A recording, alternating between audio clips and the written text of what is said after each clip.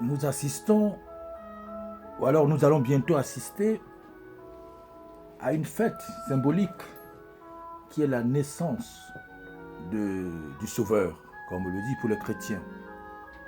Mais cette fête est universelle.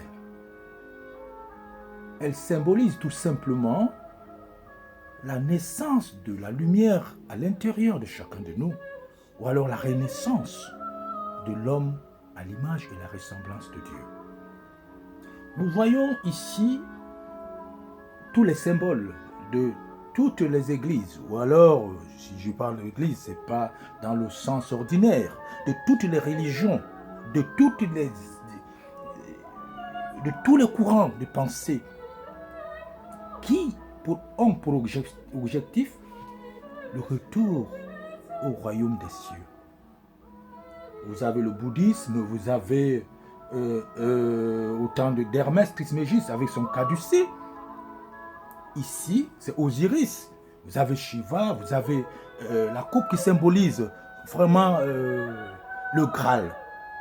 Ici, nous avons un symbole qui a été très mal utilisé ou bien interprété selon les religions.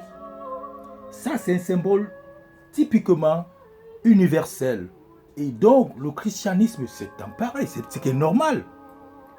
Ici, c'est Marie qui symbolise, je ne veux pas parler du cœur, mais de l'homme qui a atteint la sainteté.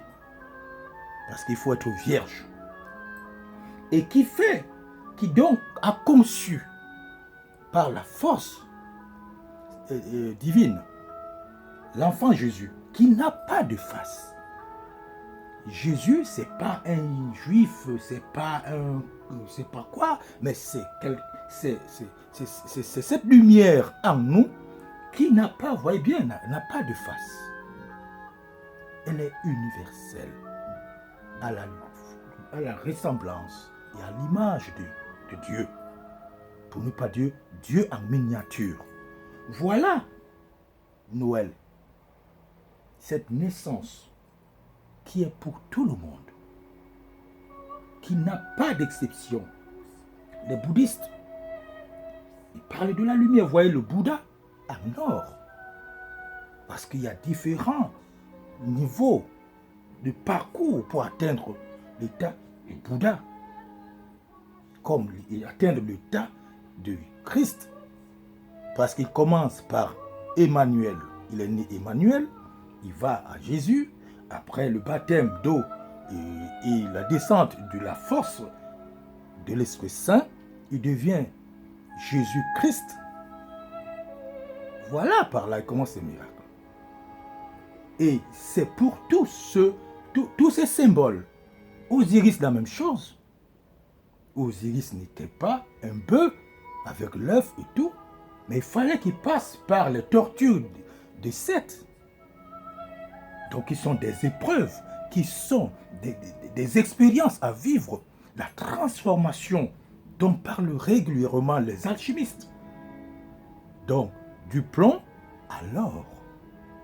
L'or étant un métal noble, qui, bon, nous avons l'or qui a dégénéré, que nous voyez tout ça, mais le vrai or, normalement, n'a pas de couleur.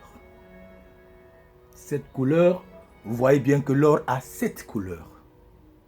7 couleurs, 7. Mais qui, normalement, est le vide. C'est le néant. C'est le tout. Voilà donc le but. Voilà donc ce que nous sommes venus. Pourquoi nous existons. C'est pour que ce Jésus naisse en nous. Dans la transformation de l'homme. Nous parlons de la naissance de Jésus qui doit progresser, devenir Jésus-Christ, et jusqu'à sa crucifixion, sa transfiguration et sa montée dans les nuées du ciel, donc sa disparition. Voilà un peu le processus qui est mal interprété, qui est caricaturé par des églises, par certains charlatans qui naissent tous ces temps-ci. Et actuellement, nous vivons l'Apocalypse.